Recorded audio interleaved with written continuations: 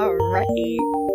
Welcome to Overthinking Games, a podcast about what video games can teach us. Whether or not God exists is our topic today. What we're going to learn about today, and children. Katie seems to think that it's like a give and take. It is. 100% it is. What do you... Do this and you'll get this. Believe in God and you get to go to heaven. Come on, I'm now. not a It's the Christian, but that's also not a universal baseline. It's a little more complicated than that, but sure. I thought you were talking about how to construct a syllogism. Like you were uninterested in the arguments for God because you didn't want to like construct a syllogism. I don't know what a syllogism is. What does that mean? It's just like an if then. It's like a formal. No. I'm not gonna spell it. Okay. Good start. Anyway.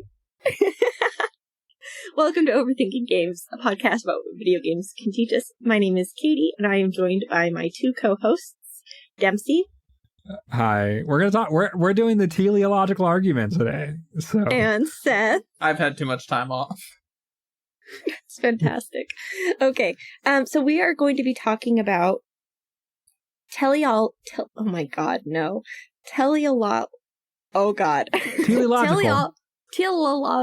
can't. I was saying it just fine before, and you guys have messed me up. Teleology versus teleological thinking versus non-teleological thinking. Dear God. Okay. So basically, the idea is that you have screwed me up with this pronunciation thing.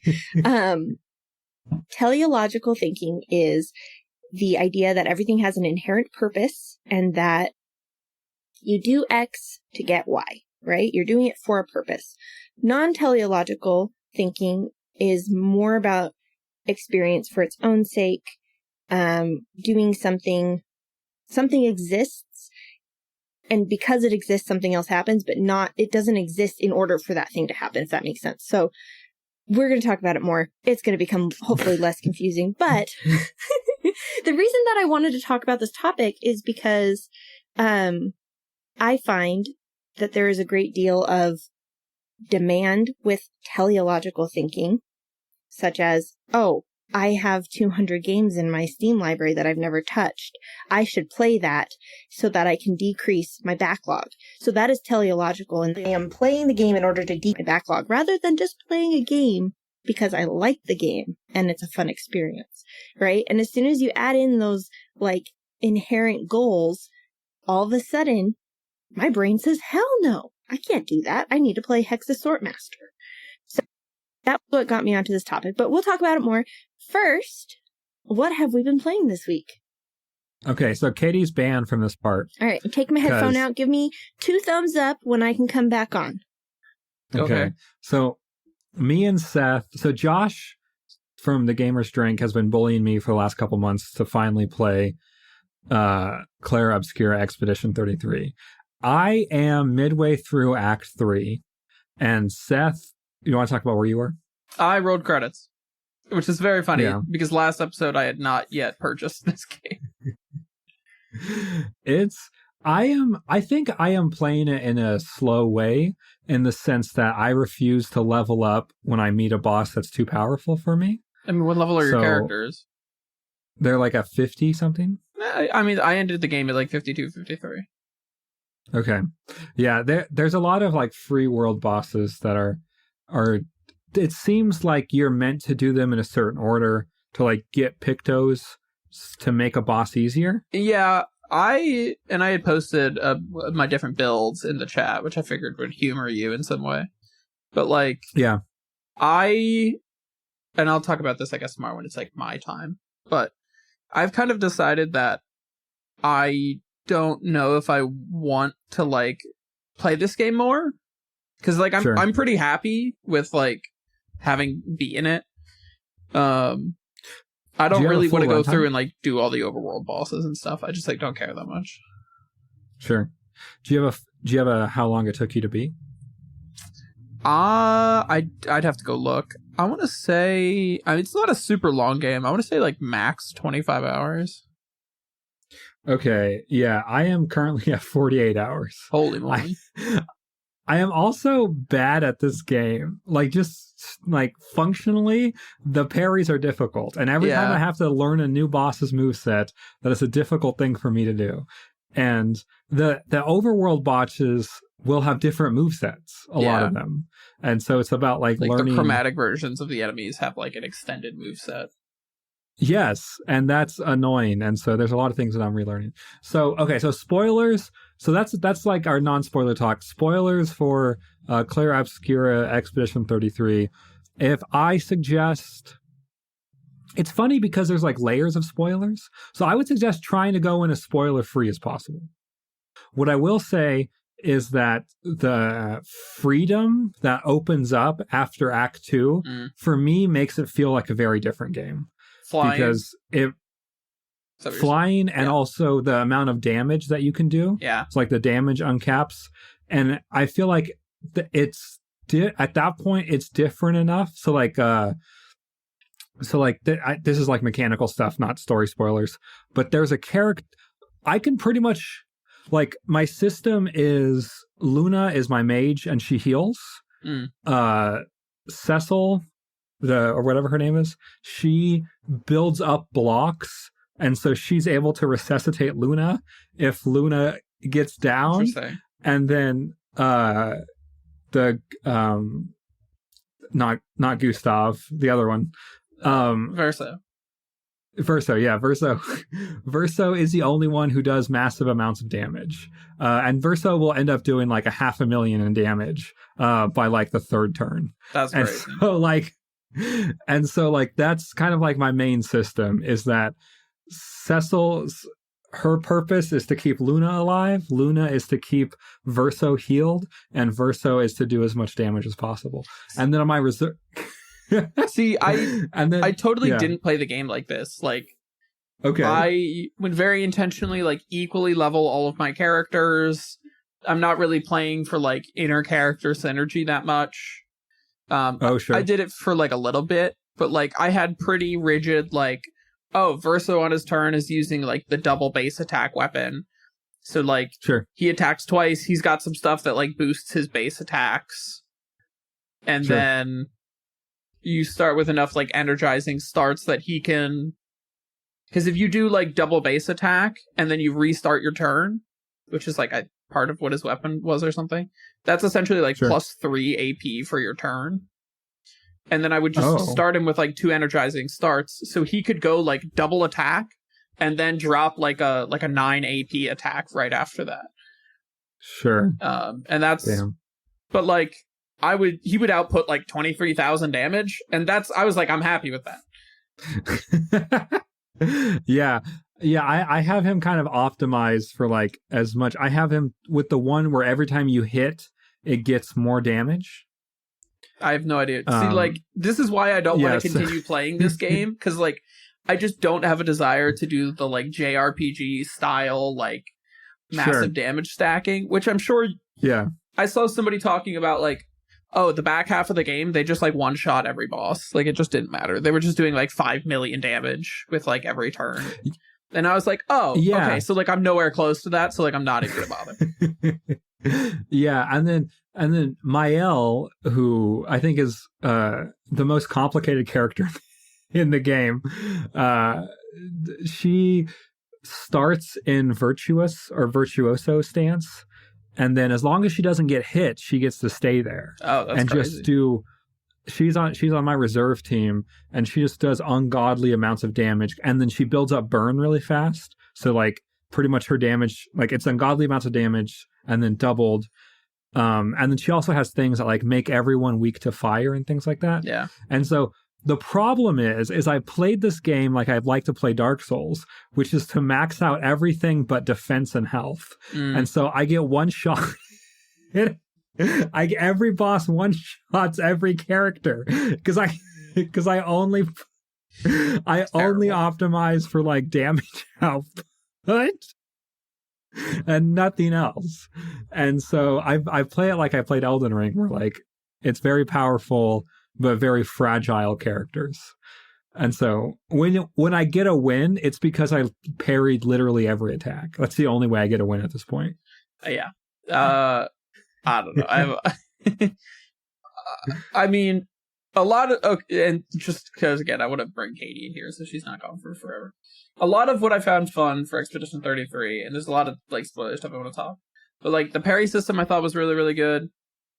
I thought, like, each of the characters felt very unique, which I thought was very, very good. Sure. Which I was a little worried the game wasn't going to do well, and then, like, as you get further, each of the characters really does feel like they sort of do their own thing. I'm a little confused because I feel like there's stuff I've missed out on, because, like, I don't know. I know that SK can go underwater, but I have not figured out how to do that so far. Which must mean there's some upgrade somewhere. And then there's these, like, vines and little trees that have, like, blue through them, which I presume there's something that you can do with. And I've not figured that out. So yes, I'm right there too. So I think I do like this game enough to where I will probably follow a guide to do that stuff and do a lot of the optional bosses. I'm really enjoying it that much. That could be fun. But... All right, should we bring Katie back in? Yeah, we should bring Katie back in. Hello. It's been a couple weeks since we've recorded, and so most of my time has been taken up by playing Claire Obscura Expedition 33. I'm about 43 hours in. This game is not meant to take that long. I am playing it like I enjoy playing difficult games, which is in the most inconvenient way possible. But the only other thing I've been playing is Balatro. And I've gotten to the point where I actually don't know how to keep going. Like the different kind of challenges, like, you know, how it's like an orange deck or whatever. Yeah. I think I'm stuck on orange deck, and it's just really difficult. The later ones are really... is it the rental jokers that are messing you up? Yeah, it's the ones that you can't... They don't stick around for more than 5 turns. Well, because there's the rental ones that cost money every round, and then, yeah, there's the temporary ones. But yeah, those are really tough. Those later ones. It's the temporary one that is proving to be difficult for me, because it really changes how I built a strategy. And then I also have fallen out of love. I would like to announce a breakup. Oh no! And I think this has hit me pretty hard. But me and Pokemon, the trading card game, the app, I no longer care about that game. I no longer do my 2 packs a day. I've missed, I think, 2 decks come out, and I don't really care about them. Maybe sometime in the future I'll get back into it, but like that entire game has just completely lost its allure. And I realized that I haven't opened it up for a couple weeks, and I also didn't miss it. So I'm glad I didn't put any money into it. And I wish that it was a better game. I don't know. Maybe the community is really happy. Maybe I'm just not the kind of person to play a live service-ish card game like that. But I would just like to announce that that relationship between me and Pokemon, the trading card game, has ended. Well, to everything, there is a season. Yeah. Mm-hmm. And but besides that, it's been following Silksong news. Do you guys follow Primicon? No. That feels like a game in and of itself. But there's a lot of Silksong news that did not happen in the past couple months that was supposed to happen. Oh.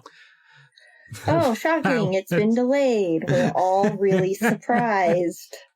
Yeah. This is my surprise face. Yeah. Yeah. And I think that's it. So Katie, what have you been playing? I have been playing RimWorld. And it is a game that came out quite a while ago. It is not a new game, but it is new to me. And it is probably my game of the year. I love this game. So what it is, for those who don't know, is basically a mixture of... I feel like it's a mixture of Age of Empires, Stardew Valley, and The Sims. Because the premise of the game is like it's a top-down base builder game, where you start the game with 3 colonists who have crash landed in this area, and you have to like build a base and a home and get them food and take care of their physical needs and stuff.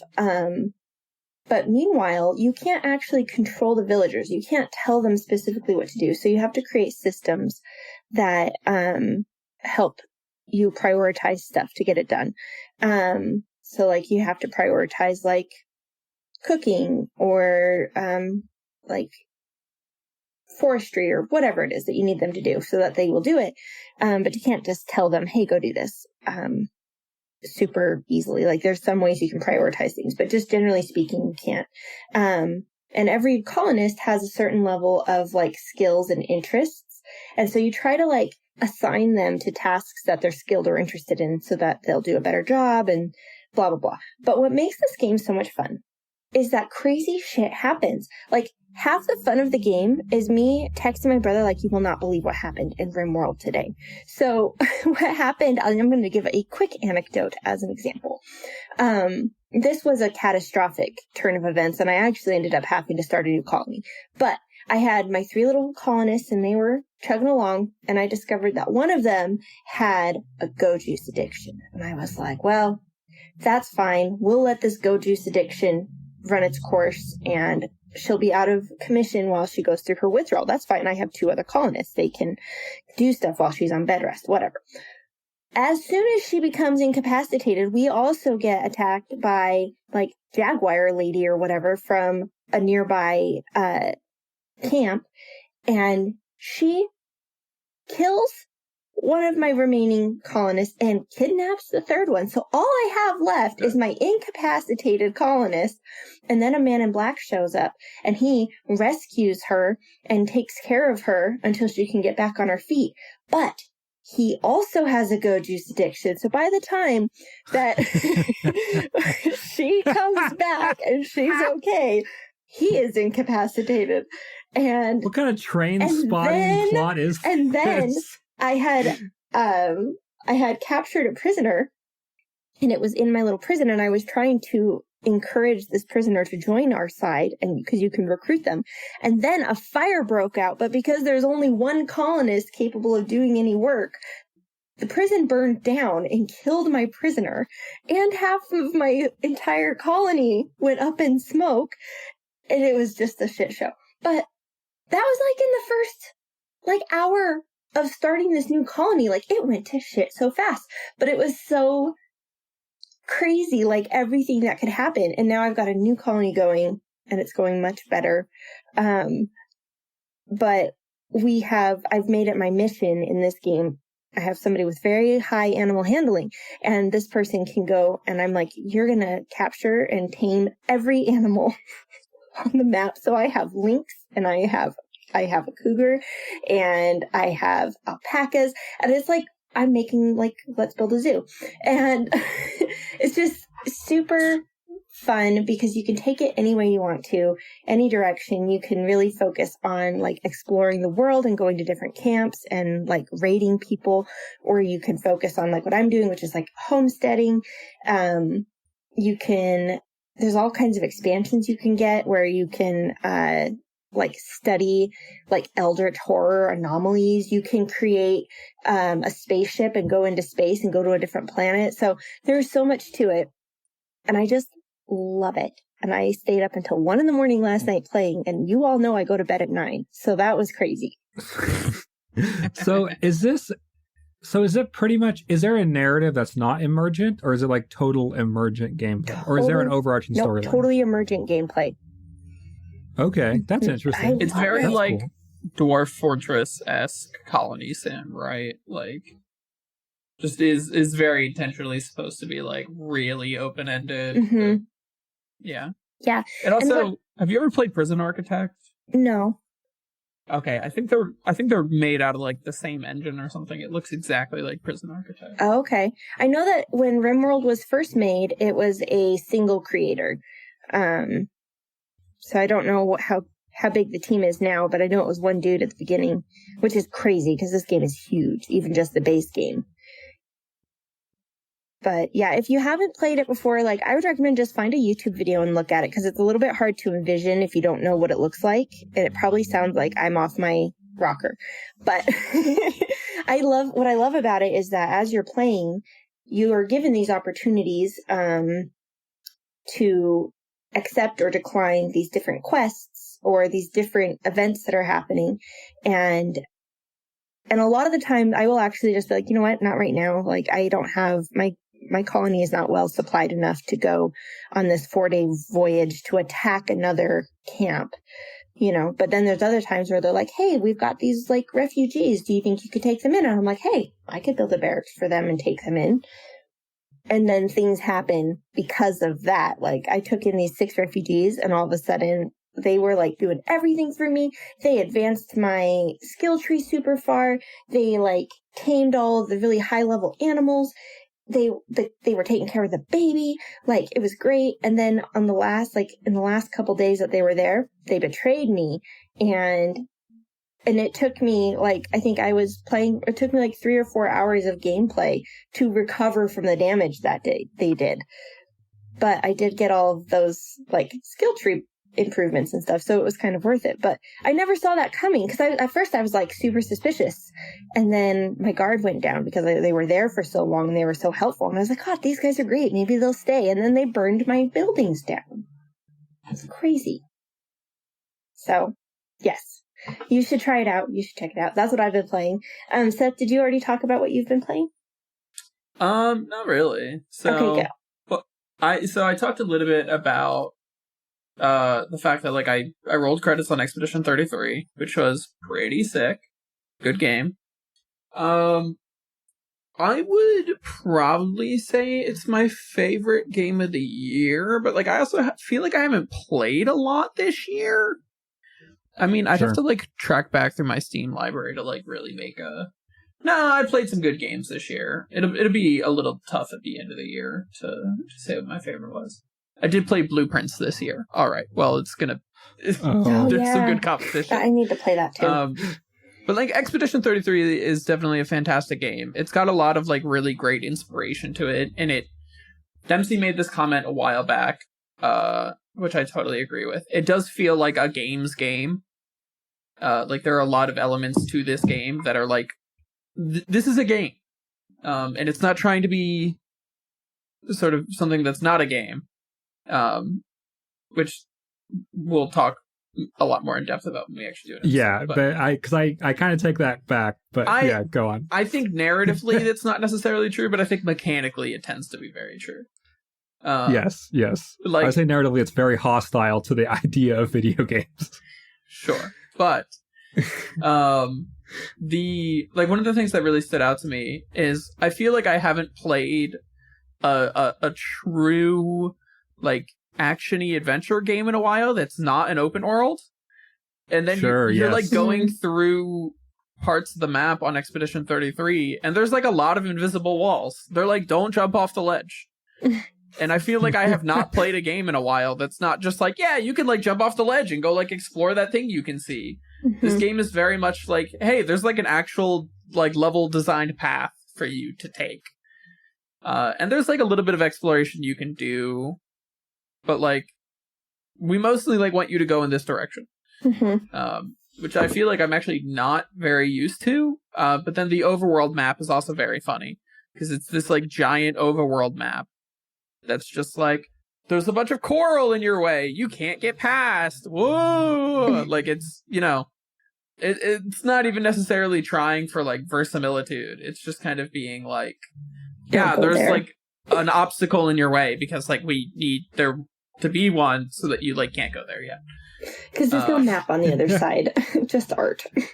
Well, either there's like no map on the other side, or like we just want you to come back here later. So like we've put some like arbitrary obstacle in the way that will let you bypass later. That like is really only unclearable because your character like can't jump over things, which is just like very funny.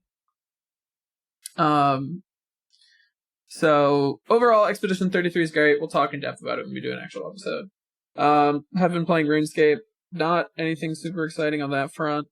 I wish I had, and I was thinking about this earlier in the week, I wish we had Rob from when we started doing this podcast around, because Rob was a lifelong WoW player, and he would talk about his experience with MMOs and sort of coming back to them over time. And that is like loosely how I feel about RuneScape. I'm kind of in like a general gaming lull, however. Like now that I finished Expedition 33, I sort of accomplished a lot of like my big goals I had for myself in RuneScape. So now I just kind of feel like in general I don't know what I want to do. RuneScape's easy because there's like always something or another to do. So if you're like, oh, I should go work on like my farming experience because it'll let me get this upgrade and that's 1% more efficient than what I was doing before. Mm-hmm. But yeah, I don't know. It definitely helped that like I found like a clan of people who like doing like events in game. So sometimes they'll be like, hey, anyone want to get together and like fight these bosses? And you're like, yeah, sure. It's a like community event. And RuneScape's a great game. It's actually like they've had like all-time high player counts like as of recent.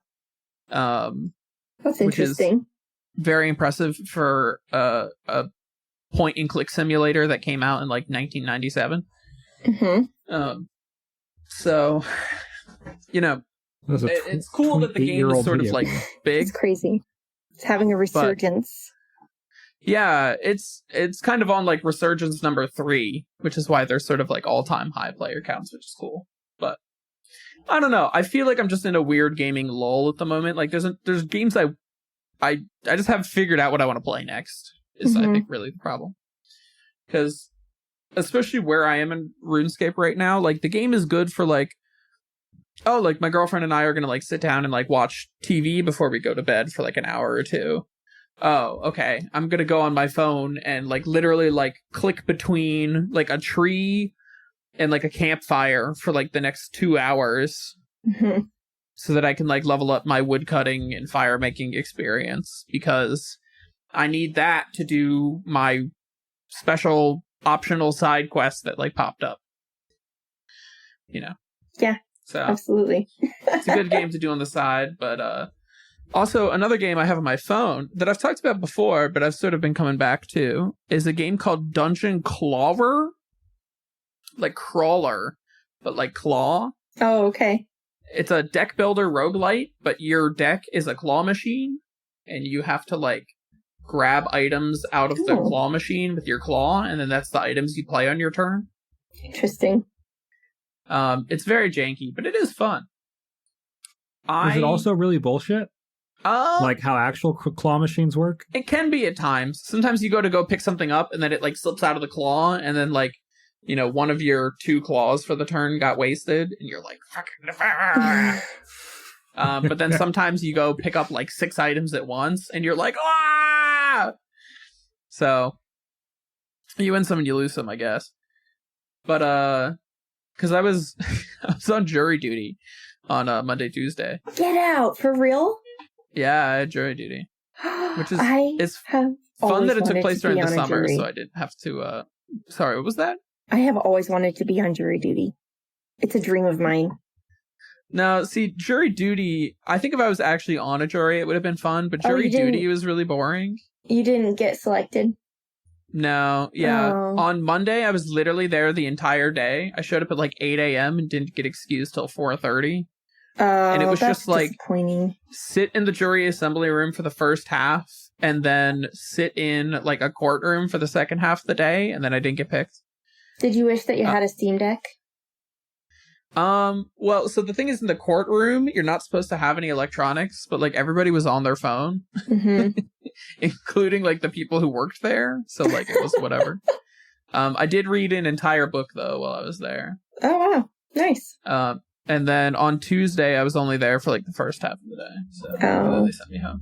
Dang. But I was playing this game on my phone, and I had a lot of fun. That's cool. Yeah, not much more to say about it, I guess. Okay, great. Well, now that we've once again blown our first half hour. Yeah, here we go. Let's get into a very complicated and hard to nail down topic. Why do I do this to myself? Okay, so this week's topic, as I poorly described at the start of the episode half an hour ago, is teleological versus non-teleological thinking, with the idea that my understanding of this is that teleological thinking is the means to an end type of thinking. I'm doing X to achieve Y. I'm going to log in every day to RuneScape in order to achieve I don't know if this is how RuneScape works, but in order to like collect all the battle pass shit.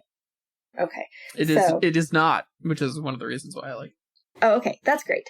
But okay, so let's say it's like No, I get what you mean though. You get what I'm saying though. Okay.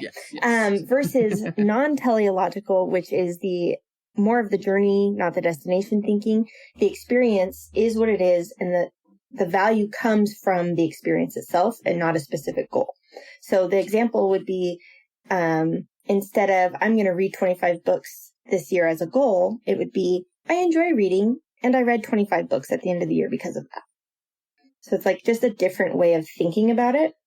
It's sort of like I'm doing this for like some sort of reason versus like I'm doing this for the sake of doing it. Correct. Exactly. So I kind of want to talk about our relationships with gaming and our approaches to gaming and leisure, kind of on whether or not we tend to lean towards teleological or non-teleological, how game developers can encourage those kinds of approaches, and whether or not the player or the developer is more instrumental in whether a game is teleological or non-teleological. So something that I thought of when I was thinking about this and the three of us and how we play, I was thinking about how, for me, if I feel pressure to achieve a goal, it will make me not want to do it. And so I much prefer non-teleological in that I'm just going to play it. But there are games like when I try to achieve the goal, it actually ruins the experience for me. Like in Dishonored, I decided I was going to get that achievement where you never use violence. And I kept having to reload because things were going wrong, to the point that I couldn't make any progress in the game without having to try it over and over again. And it actually made it absolutely no fun. And so I had to give up on that goal in order to actually enjoy the game. So can you guys think of situations like that where the goal like messed up the game for you, or the goal was what made the game fun? Does that make sense? Yeah. Okay. So like in terms of like goal is what makes the game fun. And okay, so first some general thoughts I'm having on this, which is I think a lot of the times I do tend to be like goal oriented. I've definitely talked on the podcast before about like achievements are important for me when it comes to games, and achievement design and like games giving me things to work towards, because I think I just have trouble being like self-motivated to like, I don't know how best to put it. Not like self-motivated to play a game, but like self-motivated in finding things to do if it's not obvious. It's why like I often now feel like I have trouble playing Minecraft, because I'm like, I have sort of over my life. Right. Like, what's the point? Sort of over my life, I've achieved the things that I've wanted to do in this game. And so there's no like personal goal to work towards. Whereas like if I look at a game like RuneScape, which is very much supposed to be like, it's designed to be a more like sandboxy MMO. Like we've sort of designed a whole world and it's full of things to do, and it's up to you to decide like what you want to do. They still have like very specific lists of like, hey, they call them the achievement diaries. Like here is like a list of things to do. Or like, here are the boss achievements, the combat achievements. And like, here are things to do when fighting the bosses. And that's kind of like what's been keeping me motivated to play this game, is to go like, oh, I'm going to need a farming level of like 85 in order to complete all of the achievement diaries. So I better like start working on my farming level, because I know it's going to take me a while.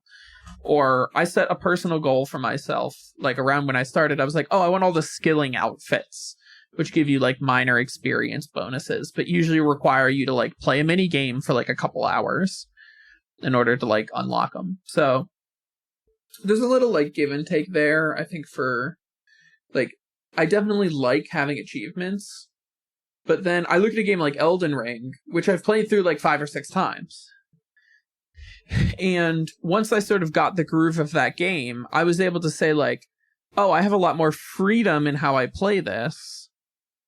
but I'm still going to like set a goal for myself and keep it. So like I want to explore the world in Elden Ring, but I want to do it at level 1. And so I think there's a little bit of the non-teleological thinking, because I'm like, oh, I want to play this game in a way that I think is going to be enjoyable. And the way that is going to be enjoyable is like challenging myself more, especially because I've played this game a lot. So like clearly I'm playing this game because I enjoy it. And the way that I'm going to like express that is through like setting a very specific goal for myself, which is like not leveling my character and then beating the game. Right. And then sort of playing through the puzzle that's there. But I don't know, maybe I'm muddying the water on the difference between these two. No, I think that makes a lot of sense to me. I think it comes, a lot down to what's motivating. And for you, having the game give you goals is very motivating.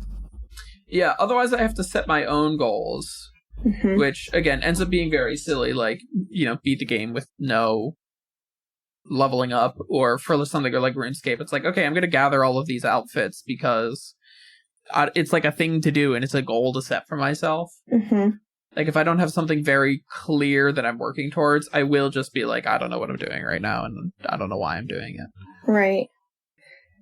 Dempsey, I feel like this is such a perfect, segue for you, because you literally said earlier, you're playing the hard games the way you like to, which is in the most inconvenient way possible.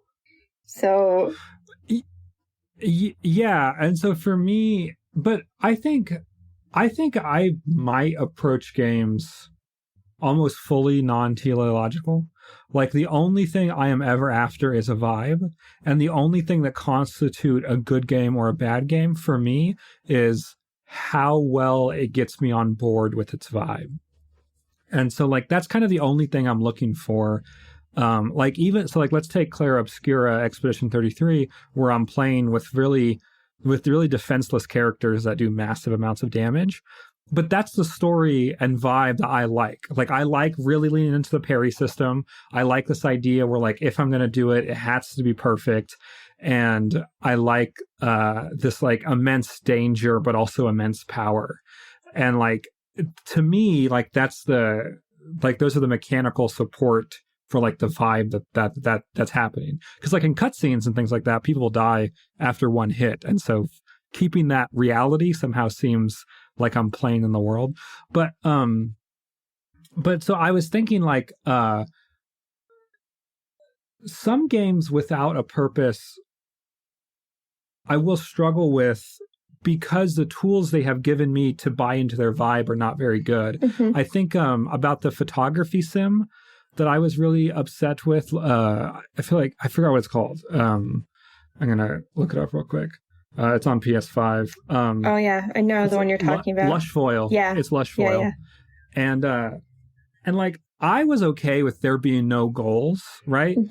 But I couldn't buy into the vibe because of the friction, and I did not want to have a difficult, inconvenient experience. That's not the vibe that game gave me.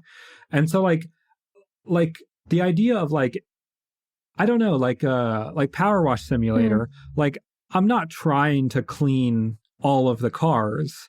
It's just that in order to enjoy the vibe of Power Wash simulators, you need things to Power Wash simulate. And so you will get through all of the stages. But that's not the goal in playing that. Right. Or when I played Elden Ring, in the way that I did, which is very weak magic build, I didn't think that was a more impressive or goal-oriented way to play the game. I just thought that was a better vibe. Outer Wilds is an example of this, I think, famously, where it's like a deconstruction of what if everything is only vibes? Do experiences still have meaning if, regardless of what you do, you actually are unable to make any difference or unable to, have any lasting consequence, which is kind of the central premise of Outer Wilds. So no, I think the way I approach games, which is different than how I grew up approaching games. Growing up, I this switch happened to me a little bit after college, but I would say growing up, I was only interested in the mechanics of a game. and thought that any rapping was like superfluous. I just watched the indie direct, right? And there's a character that throws their head because their head acts as like a power source. Elect head, I think it is. And so it's a robot and it's a platformer, and you get to throw your head, and the head acts as a power source. And when I was playing games to kind of finish them or be good at them, I would have asked, like, what's the point of making it his head? Like, it could just be an object, just pixels on the screen. Like, it could just be whatever. It doesn't have to be his head. That doesn't add anything, because mechanically you can have that same thing and it doesn't change anything. And now I approach games completely different. Like, I think the narrative wrapping, like, that's the most, like, that's the vibe that you're setting. Like, the fact that it's his head and not his arm, that's like a different vibe and story that's happening. I think it's much funner and more ridiculous, and like whatever kind of ways you want to describe it. But, and this is a part of, like, I don't think I can subtract non-teleological experiences from video games. And that's one of the reasons why, like, games that charge you for cosmetics kind of stress me out, because I think that aesthetic exploration is a part of the game. And so even though, like, you can shoot people and, you know, be in tournaments just as well without having to buy a skin, like, exploring the skins is the game. Like, that is that's a part of the game for me. And so I don't think cosmetic, like, for me, like, I think a lot of people feel like cosmetic microtransactions are not that big of a deal. But for me, they very much stress me out, because that's the reason I play the game, is for the aesthetics. And so anyway, so yeah, I think I'm really on the side of, like, Claire Obscura is difficult and there is a goal, but the reason I'm playing it is because of the vibe of the story, of how the mechanics interact with what it's saying aesthetically and things like that. And yeah, I don't know. I guess I don't really approach games with a necessarily a goal. I really try to let myself be drug along through what the vision is. Right. So you guys have both kind of landed exactly where I sort of, in my brain, kind of thought you would land. Good. We're predictable. Yeah. Well, I would hope I would know you a little bit after all this time. It also, just not to, like, go off on full tangent, but it does very much amuse me when you ask us a question like this, and Dempsey and I essentially give, like, completely opposite answers. Yeah, always. That's what makes us such a great trio. It is really like I'm every often episode. right in the middle. It's good. All this tells me is the fact that if it was just me and Dempsey doing this podcast, it wouldn't work. Like Katie needs to be here, because otherwise, like, this wouldn't I'm important. Yay! You are important, Katie. So, following up on that, do you guys ever experience demand avoidance in video games? Like, I have severe demand avoidance. Like, if I'm like, oh, I really need to clean my kitchen, I will not do it. I will sit and, like, scroll on my phone and think about how much I need to clean my kitchen for way longer than it would have taken me to clean my kitchen. And what I've started doing, so what brought this all about was, you know how some people have hot girl summer? I've been having, like, growth girl summer, and like, recognizing that, like, the more that I try to push myself to do something I feel like I should do, the less likely I am to do it. Whereas if I just let myself be where I'm at, and when the mood strikes, when I'm ready, I will go and do the thing that I know I need to do, right? And I've been so much more productive since I've been allowing myself to have this approach. But it also, like, this kind of, like, oh, I should, leading to I can't, is across kind of all areas of my life, including gaming, to the point where I'm like, oh, I should be playing this game or that game because, you know, I bought it and I have it and it's a good game and they've all played it and I should play it. To the point that I wouldn't play anything. And so for me, going from this, I was having this kind of teleological thinking about gaming as a hobby across the board of, I should play this game so that I can say that I've played it, or so that I can have finished it and reached that goal. And it made it so I didn't want to play anything. But since I've been shifting to a more vibes-based, Dempsey, approach, I find myself playing more games and enjoying them more and making more progress than I would have expected. So I wonder, do you guys ever run into that where like pressure makes you not want to play, or does that, like, how does that impact your approach to your hobbies? I think I have the opposite of demand avoidance, where I have no interest in agency, and so I would prefer someone to just tell me what to do. I think it's maybe the way that I approach, or I want to approach, a lot of my life. And so, like in game, I have no demand avoidance. For it's like, if the developer tells me to do something, I'm going to be a good boy and do what the developer tells me to do, because that's why I'm there in the first place. Right. So in game, and then I guess out of game, as gaming as a hobby, I don't really. No, I would say that when I am stuck between games, it's because I can't figure out what feels right to play. Like probably after I get done with Clara Obscura, I'll probably play like some hour long indie experiences, and probably try a AAA game that I get bored of really quick. And like there'll be like a hole in my heart after I get done with Clara Obscura. Yeah. But I don't feel like a pressure to like do anything specific or have a specific approach to games. So well adjusted. I just think I'm not that goal oriented. Like I think that like, and so like not being that goal oriented, or like my internal goals anyways, leads to other things like getting like a month and a half behind in podcast editing. Cause I'm like, well, I don't know. Sorry, we'll just keep recording. Like, they'll eventually get published. It'll be okay. We'll just keep recording, and then there'll be times where we can't meet for 6 weeks, and then it'll all equal out in the end. So, like I do think that like, that's like your experience is really, I guess, very, very, very different from mine. I would say so my only problem with this as like a mentality is it sort of works for like games, where you're like, oh, like when I feel inspired to like go back and replay like the beginner's guide, like I'm going to. The problem I often find myself though is like I play a lot of Warhammer. It involves like painting and being creative. And the sort of sad reality is that the inspiration to do that is far between and fleeting. So every like once in a while, and we're talking in terms of like months, I'll be like, I should sit down and like paint a model when I have like dozens on my shelf. Oh, I know. And I forget, this was like advice from John Green relaying like advice from Stephen King or something. But like the act of writing usually involves, so the act of writing involves sitting down to write. And if you wait for the inspiration to come with you, you will never write a book.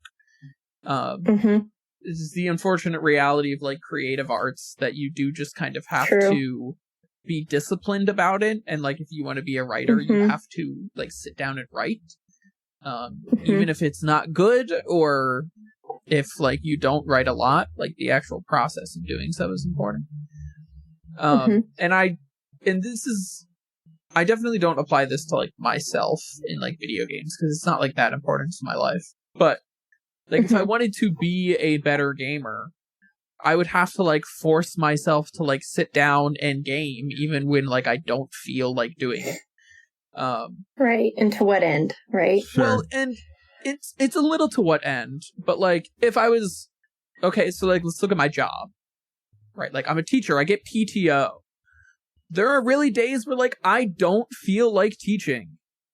And like I have sick days and I have personal days. Like I fully have the ability to just like on a sort of vibe be like, I don't feel like teaching today. But also I realize that this is like what I do, and like if I just start like skipping days, like whenever I just don't have the vibe, I'm gonna run out of sick days before the end of the school year. And then like when I'm actually sick, I'm now like losing money. So right. It's very funny. I thought you were gonna say like if I don't practice, I'm not going to be a good teacher, or like, where's the meaning from this if I don't commit to it? But it's just a logistical argument of running out of sick days, which is not where I thought you were going. There is like, so there's a logistical argument here, but sure, like, even if we look at it in terms of like, I need to like go in and like be a teacher every day. And it's very easy to like passively do that. Where you're just like, oh, I'm gonna like go in and like do my job. But if I want to be a better teacher, I literally need to like sit down and put effort into being a better teacher. So it can't always just be like vibes based. And this is especially true for teaching, where you can't just like walk into a classroom every day and just like vibe your way through a lesson plan. That shit's got to be like planned out like weeks in advance, at least an outline, and then you have to have like a day by day also planned. Like, you can't just vibe your way through everything. No, I think what I've kind of found with this is, because I completely agree, like, there are things that you just have to do, right? Yeah. But what I'm finding is the less that, welcome to Katie's therapy podcast, the less that I try to force myself to do things when it's not vibing, the more I'm suddenly able to do it. So, okay, there's one more thing I wanted to say, which is also, I agree to the extent that it applies to me for like video games. Like, sure, like I should enjoy video games for like enjoying video games, but I also just can't like wait till the vibe is right to do my dishes, because we will 100% we will run out of dishes before the vibe is right to do the dishes. Like, we will run out of clean laundry before the vibe is right to do laundry and fold it. So like, right. Like, sometimes you just have to be like, damn, I gotta do the dishes, even though like I really don't want to.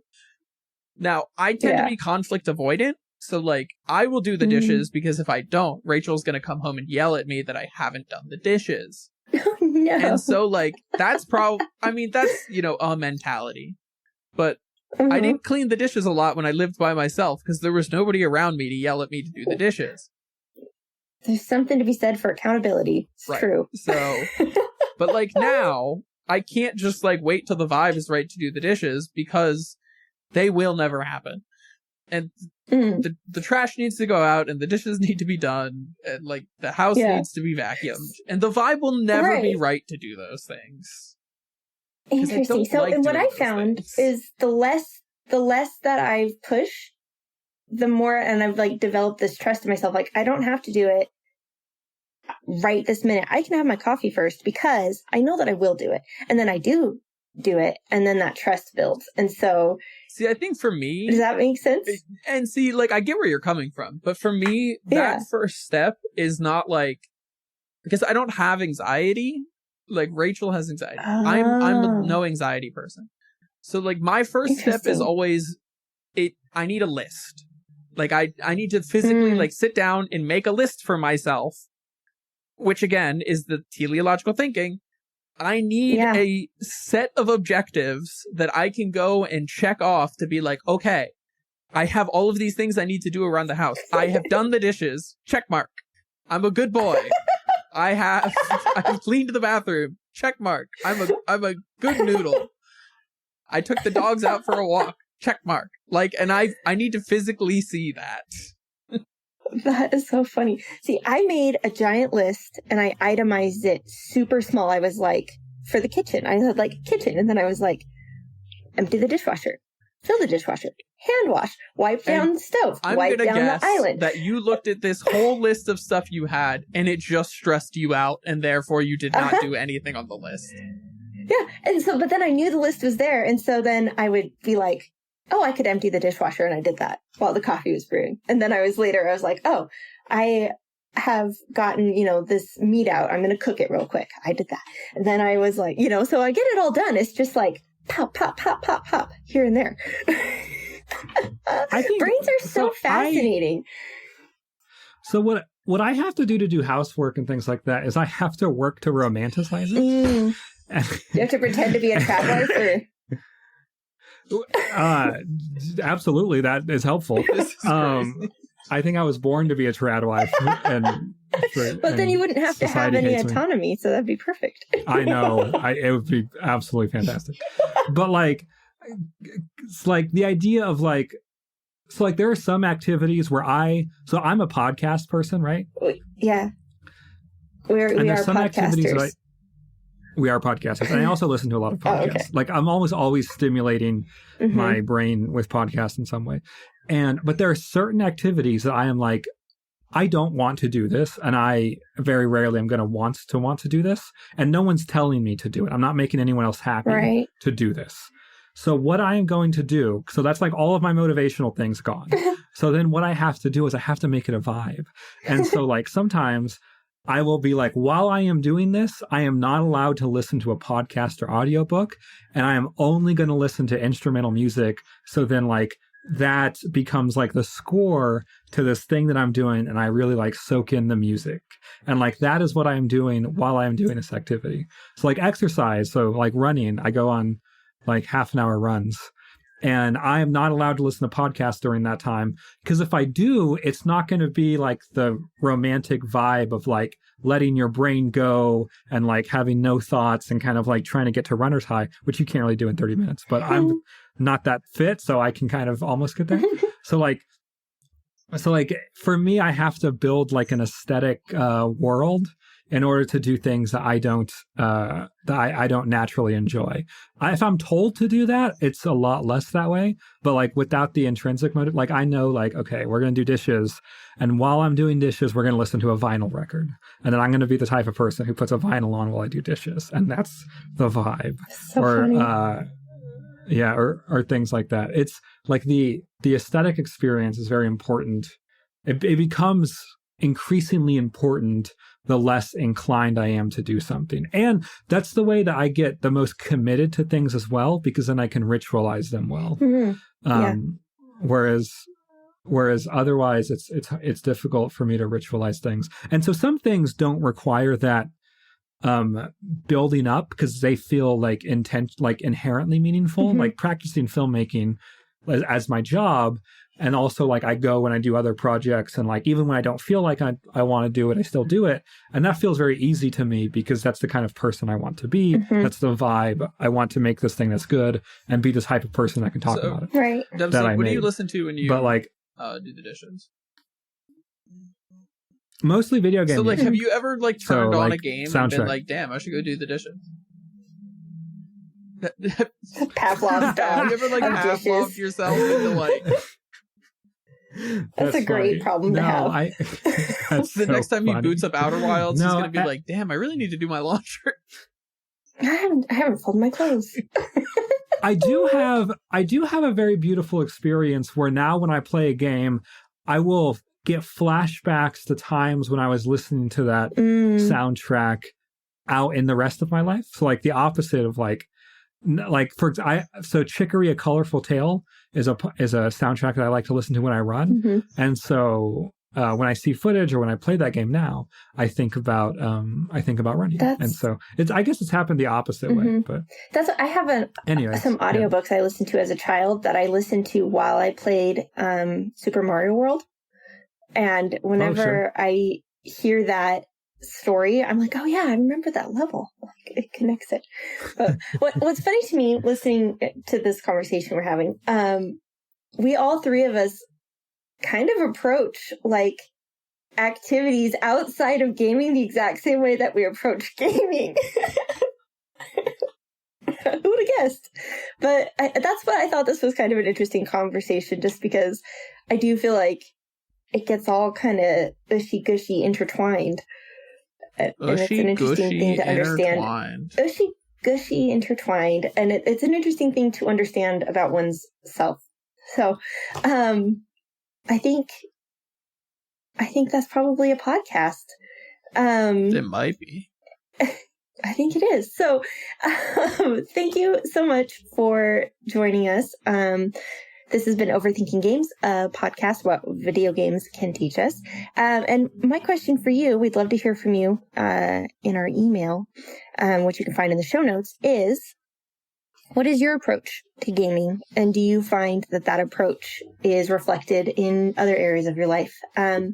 Or are you, or do you, feel differently? I don't know. My brain just went off. So I think that's it.